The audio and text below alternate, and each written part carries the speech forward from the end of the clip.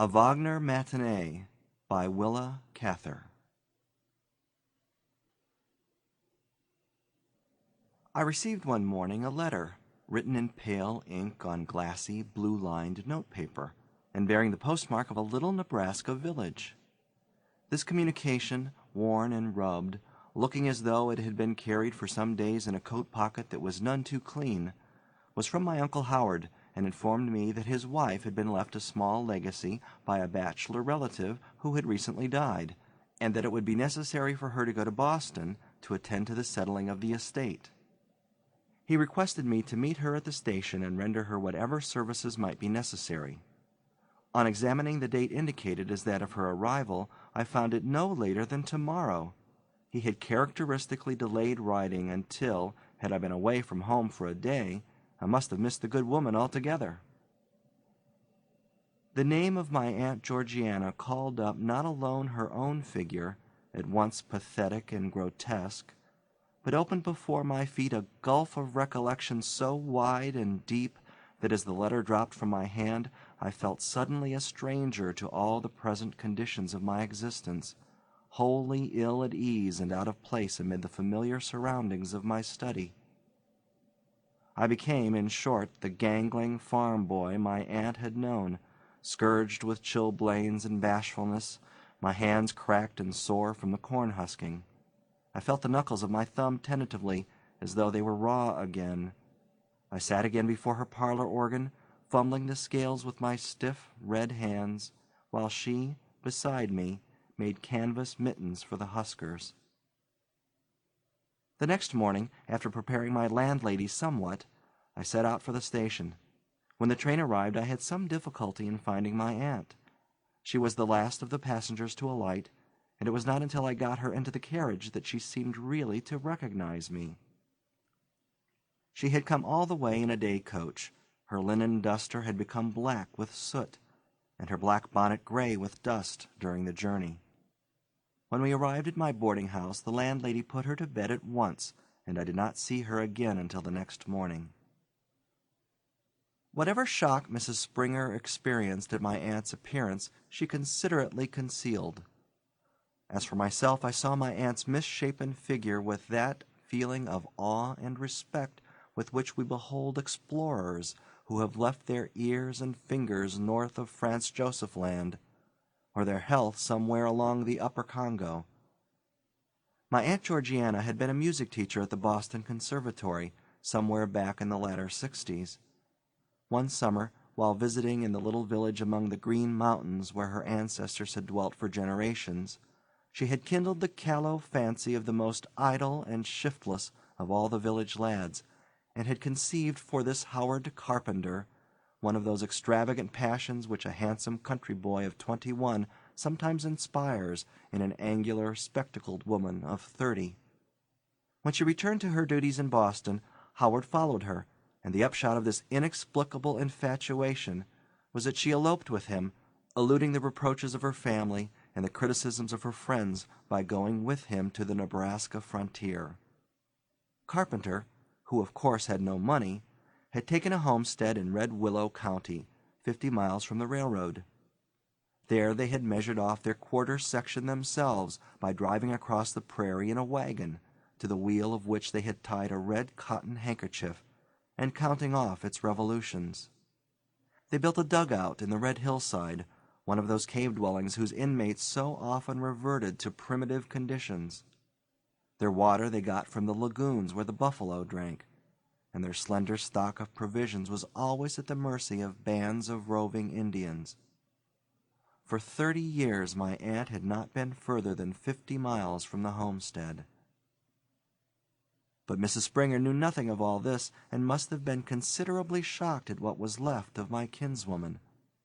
Beneath the soiled linen duster, which, on her arrival, was the most conspicuous feature of her costume, she wore a black stuff dress, whose ornamentation showed that she had surrendered herself unquestioningly into the hands of a country dressmaker. My poor aunt's figure, however, would have presented astonishing difficulties to any dressmaker. Originally stooped, her shoulders were now almost bent together over her sunken chest. She wore no stays, and her gown, which trailed unevenly behind, rose in a sort of peak over her abdomen. She wore ill-fitting false teeth, and her skin was as yellow as a Mongolian's from constant exposure to a pitiless wind and to the alkaline water which hardens the most transparent cuticle into a sort of flexible leather. I owed to this woman most of the good that ever came my way in my boyhood, and had a reverential affection for her. During the years when I was riding herd for my uncle, my aunt, after cooking the 3 meals, the first of which was ready at 6 o'clock in the morning, and putting the 6 children to bed, would often stand until midnight at her ironing board, with me at the kitchen table beside her, hearing me recite Latin declensions and conjugations, gently shaking me when my drowsy head sank down over a page of irregular verbs. It was to her, at her ironing or mending, that I read my first Shakespeare, and her old textbook on mythology was the first that ever came into my empty hands. She taught me my scales and exercises, too, on the little parlor organ which her husband had bought her after 15 years, during which she had not so much as seen any instrument but an accordion that belonged to one of the Norwegian farm hands. She would sit beside me by the hour, darning and counting while I struggled with the joyous farmer, but she seldom talked to me about music, and I understood why. She was a pious woman. She had the consolations of religion, and, to her at least, her martyrdom was not wholly sordid.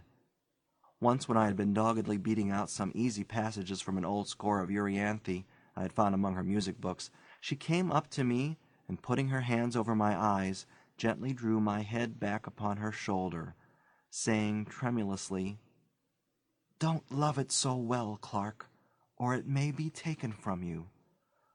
Oh, dear boy, pray that whatever your sacrifice may be, it be not that." When my aunt appeared on the morning after her arrival, she was still in a semi-somnambulant state.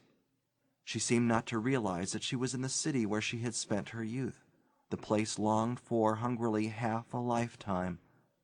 She had been so wretchedly train-sick throughout the journey that she had no recollection of anything but her discomfort, and to all intents and purposes there were but a few hours of nightmare between the farm in Red Willow County and my study on Newbury Street. I had planned a little pleasure for her that afternoon, to repay her for some of the glorious moments she had given me when we used to milk together in the straw-thatched cowshed, and she, because I was more than usually tired, or because her husband had spoken sharply to me, would tell me of the splendid performances of the Huguenots she had seen in Paris in her youth. At 2 o'clock the symphony orchestra was to give a Wagner program, and I intended to take my aunt, though as I conversed with her I grew doubtful about her enjoyment of it. Indeed, for her own sake I could only wish her taste for such things quite dead, and the long struggle mercifully ended at last. I suggested our visiting the conservatory and the common before lunch, but she seemed altogether too timid to wish to venture out. She questioned me absently about various changes in the city, but she was chiefly concerned that she had forgotten to leave instructions about feeding half-skimmed milk to a certain weakling calf. "Old Maggie's calf, you know, Clark," she explained, evidently having forgotten how long I had been away. She was further troubled because she had neglected to tell her daughter about the freshly opened kit of mackerel in the cellar, which would spoil if it were not used directly. I asked her whether she had ever heard any of the Wagnerian operas, and found that she had not, though she was perfectly familiar with their respective situations, and had once possessed the piano score of the Flying Dutchman. I began to think it would have been best to get her back to Red Willow County without waking her, and regretted having suggested the concert. From the time we entered the concert hall, however, she was a trifle less passive and inert, and for the first time seemed to perceive her surroundings. I had felt some trepidation lest she might become aware of the absurdities of her attire, or might experience some painful embarrassment at stepping suddenly into the world to which she had been dead for a quarter of a century. But again I found how superficially I had judged her. She sat looking about her with eyes as impersonal, almost as stony, as those with which the granite Rameses in a museum watches the froth and fret that ebbs and flows about his pedestal, separated from it by the lonely stretch of centuries. I have seen this same aloofness in old miners who drift into the Brown Hotel at Denver, their pockets full of bullion, their linen soiled, their haggard faces unshaven, standing in the thronged corridors as solitary as though they were still in a frozen camp in the Yukon, conscious that certain experiences have isolated them from their fellows by a gulf no haberdasher could bridge. We sat at the extreme left of the first balcony, facing the arc of our own and the balcony above us, veritable hanging gardens, brilliant as tulip beds. The matinee audience was made up chiefly of women. One lost the contour of faces and figures, indeed, any effect of line whatever, and there was only the color of bodices past counting, the shimmer of fabric soft and firm, silky and sheer. Red, mauve, pink, blue, lilac, purple, ecru, rose, yellow, cream, and white, all the colors that an impressionist finds in a sunlit landscape, with here and there the dead shadow of a frock coat. My Aunt Georgiana regarded them as though they had been so many daubs of tube paint on a palette. When the musicians came out and took their places, she gave a little stir of anticipation and looked with quickening interest down over the rail at that invariable grouping, perhaps the first wholly familiar thing that had greeted her eye since she had left old Maggie and her weakling calf. I could feel how all those details sank into her soul, for I had not forgotten how they had sunk into mine when I came fresh from plowing forever and forever between green aisles of corn, where, as in a treadmill, one might walk from daybreak to dusk without perceiving a shadow of change. The clean profiles of the musicians, the gloss of their linen, the dull black of their coats, the beloved shapes of the instruments, the patches of yellow light thrown by the green shaded lamps on the smooth, varnished bellies of the cellos and the bass viols in the rear, the restless, wind-tossed forest of fickle necks and bows. I recalled how, in the first orchestra I had ever heard, those long bow strokes seemed to draw the heart out of me, as a conjurer's stick reels out yards of paper ribbon from a hat. The first number was the Tannhauser Overture. When the horns drew out the first strain of the Pilgrim's Chorus, my Aunt Georgiana clutched my coat sleeve. Then it was I first realized that for her this broke a silence of 30 years, the inconceivable silence of the plains. With the battle between the two motives, with the frenzy of the Venusberg theme and its ripping of strings, there came to me an overwhelming sense of the waste and wear we are so powerless to combat. And I saw again the tall, naked house on the prairie, black and grim as a wooden fortress, the black pond where I had learned to swim, its margin pitted with sun-dried cattle tracks, the rain-gullied clay banks about the naked house, the 4 dwarf ash seedlings where the dishcloths were always hung to dry before the kitchen door. The world there was the flat world of the ancients. To the east, a cornfield that stretched to daybreak. To the west, a corral that reached to sunset. Between, the conquests of peace, dearer bought than those of war. The overture closed. My aunt released my coat sleeve, but she said nothing. She sat staring at the orchestra through a dullness of 30 years, through the films made little by each of the 365 days in every one of them. What, I wondered, did she get from it? She had been a good pianist in her day, I knew, and her musical education had been broader than that of most music teachers of a quarter of a century ago. She had often told me of Mozart's operas and Meyerbeer's, and I could remember hearing her sing years ago certain melodies of Verdi's. When I had fallen ill with a fever in her house, she used to sit by my cot in the evening, when the cool night wind blew in through the faded mosquito netting tacked over the window, and I lay watching a certain bright star that burned red above the cornfield, and sing Home to Our Mountains, Oh Let Us Return, in a way fit to break the heart of a Vermont boy near dead of homesickness already. I watched her closely through the prelude to Tristan and Isolde, trying vainly to conjecture what that seething turmoil of strings and winds might mean to her. But she sat mutely staring at the violin bows that drove obliquely downward like the pelting streaks of rain in a summer shower. Had this music any message for her? Had she enough left to at all comprehend this power which had kindled the world since she had left it? I was in a fever of curiosity, but Aunt Georgiana sat silent upon her peak in Darien. She preserved this utter immobility throughout the number from the Flying Dutchman, though her fingers worked mechanically upon her black dress, as though of themselves they were recalling the piano score they had once played.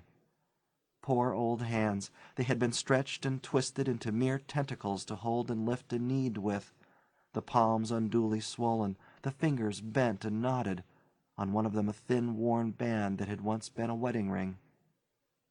As I pressed and gently quieted one of those groping hands, I remembered with quivering eyelids their services for me in other days.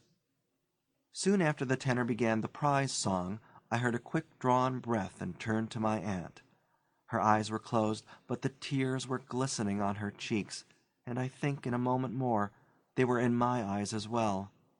It never really died then, the soul that can suffer so excruciatingly and so interminably. It withers to the outward eye only, like that strange moss which can lie on a dusty shelf half a century, and yet, if placed in water, grows green again. She wept so throughout the development and elaboration of the melody. During the intermission before the second half of the concert, I questioned my aunt and found that the prize song was not new to her. Some years before there had drifted to the farm in Red Willow County a young German, a tramp cow-puncher, who had sung the chorus at Bayreuth when he was a boy, along with the other peasant boys and girls. Of a Sunday morning he used to sit on his gingham-sheeted bed in the Hands' bedroom, which opened off the kitchen, cleaning the leather of his boots and saddle, singing the prize song, while my aunt went about her work in the kitchen. She had hovered about him until she had prevailed upon him to join the country church, though his sole fitness for this step, in so far as I could gather, lay in his boyish face and his possession of this divine melody. Shortly afterward he had gone to town on the 4th of July, been drunk for several days, lost his money at a faro table, ridden a saddled Texas steer on a bet, and disappeared with a fractured collarbone. All this my aunt told me huskily, wanderingly, as though she were talking in the weak lapses of illness. "Well, we have come to better things than the old Trovatore, at any rate, Aunt Georgie?" I queried, with a well-meant effort at jocularity. Her lip quivered, and she hastily put her handkerchief up to her mouth. From behind it she murmured, "And you have been hearing this ever since you left me, Clark?" Her question was the gentlest and saddest of reproaches. The second half of the program consisted of 4 numbers from The Ring, and closed with Siegfried's funeral march. My aunt wept quietly, but almost continuously, as a shallow vessel overflows in a rainstorm. From time to time her dim eyes looked up at the lights which studded the ceiling, burning softly under their dull glass globes. Doubtless they were stars in truth to her. I was still perplexed as to what measure of musical comprehension was left to her, she who had heard nothing but the singing of gospel hymns at Methodist services in the square-frame schoolhouse on Section 13 for so many years. I was wholly unable to gauge how much of it had been dissolved in soap-suds, or worked into bread, or milked into the bottom of a pail. The deluge of sound poured on and on. I never knew what she found in the shining current of it. I never knew how far it bore her, or past what happy islands. From the trembling of her face I could well believe that before the last number she had been carried out where the myriad graves are, into the gray, nameless burying grounds of the sea, or into some world of death vaster yet, where, from the beginning of the world, hope has lain down with hope and dream with dream, and, renouncing, slept. The concert was over. The people filed out of the hall, chattering and laughing, glad to relax and find the living level again. But my kinswoman made no effort to rise. The harpist slipped its green felt cover over his instrument. The flute players shook the water from their mouthpieces. The men of the orchestra went out one by one, leaving the stage to the chairs and music stands, empty as a winter cornfield. I spoke to my aunt. She burst into tears and sobbed pleadingly. "I don't want to go, Clark. I don't want to go. I understood. For her, just outside the door of the concert hall, lay the black pond with the cattle-tracked bluffs, the tall, unpainted house with weather-curled boards, naked as a tower, the crook-backed ash seedlings where the dishcloths hung to dry, the gaunt, molting turkeys picking up refuse about the kitchen door. End of A Wagner Matinee by Willa Cather.